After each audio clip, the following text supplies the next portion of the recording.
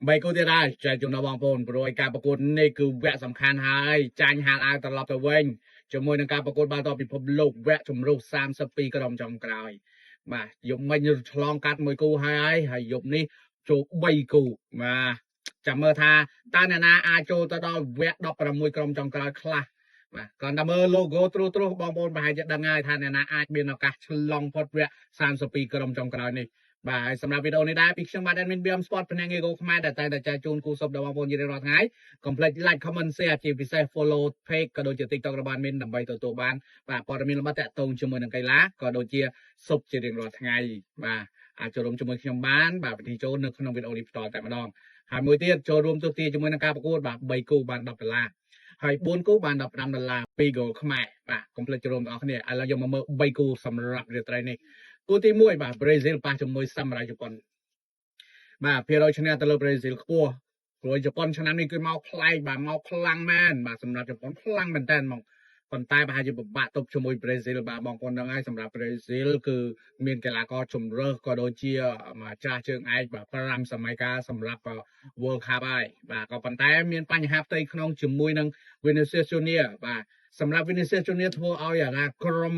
របស់ប្រេស៊ីលទាំងមូលបាទវឹកវរមែនតើគឺបង្កើនចំនួនក៏ដូចជានៅក្នុង Real Madrid ផងដែរពេលនេះគឺក្រុមរបស់ប្រេស៊ីលគឺប្រហែលជាអាចមានភាពរកម្មរកស្រួលស្រួលអាចនឹងពិបាកទប់ជាមួយនឹងជប៉ុនបាទគ្រាន់ថាភាគរយឈ្នះក៏នៅតែឈ្នះអាចនឹងមិនលើសពី 2-1 ឬក៏អាចនឹងមាន 3-2 អីចឹងសម្រាប់គូនេះព្រោះជប៉ុនការប្រកួតរបស់គាត់មិនដែលអត់ក្របបាល់នោះទេតែតែមានក្របបាល់រហូតចឹងណាហើយក្របបាល់យប់នេះអាចនឹងខ្ពស់ដែរសម្រាប់ប្រេស៊ីលជាមួយនឹងជប៉ុនបាទសម្រាប់គូទី2អាល្លឺម៉ង់ជាមួយនឹងប៉ារ៉ាហ្គាយបាទគឺជាគូខ្លាំងដូចគ្នាបាទឥឡូវយើងមកមើលអាល្លឺម៉ង់3ប្រកួតចុងក្រោយវគ្គចែកពូលបាទឈ្នះ2ប្រកួតចាញ់1ប្រកួតបាទចាញ់ទៅលើអេក្វាទ័រចាញ់ហ្នឹងមិនមែនចាញ់តែអាល្លឺម៉ង់ទេចាញ់មកប្រទេសតែម្ដងអាល្លឺម៉ង់ត្រូវស៊ីជ័យហើ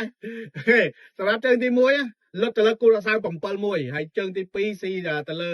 កូតឌីវ៉ា2-1ម៉ែជើងទី3មកចាញ់អេក្វាទ័របាទមិនគួរឲ្យជឿ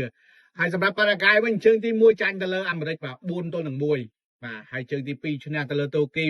1-0ហើយជើងចុងក្រោយបាទស្មើជាមួយនឹងអូស្ត្រាលីប៉ុន្តែបើយើងប្រៀបធៀបងាយប៉ារ៉ាហ្គាយពិបាកទប់ជាមួយអាល្លឺម៉ង់យប់នេះក្របបាល់អាល្លឺម៉ង់នឹងបុកឲ្យប្រួយវគ្គជំនួសវាសំខាន់ជាមួយនឹងអាល្លឺម៉ង់ត្រូវការក្របបាល់ក៏ដូចជាពានរង្វាន់ដែរហើយអាល្លឺម៉ង់ក៏ជាម្ចាស់ពានរង្វាន់4សម័យកាលរបស់បាល់ទាត់ពិភពលោកផងដែរយប់នេះភាគរយឈ្នះទៅលើអាល្លឺម៉ង់ខ្ពស់ក្របបាល់ខ្ពស់ក៏ច្រើនអូខេហើយឥឡូវយើងមកមើលគូចុងក្រោយទី3បាទនោះគឺហូឡង់ត្រូវប៉ះគ្នាជាមួយម៉ារ៉ុកបាទគូនេះគឺប្រហែលគ្នាតែម្ដងបាទម៉ារ៉ុកក៏គឺខ្លាំងដែរ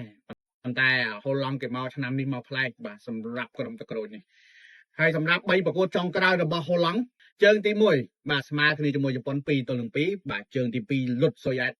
5-1បាទហើយការប្រកួតចុងក្រោយបាទលុតទៅលើទុយនេស៊ីបាទ3-1បាទហើយមកមើលម៉ារ៉ុកវិញបាទជើងទី1ស្មើដូចគ្នាស្មើជាមួយប្រេស៊ីលបាទដោយលទ្ធផល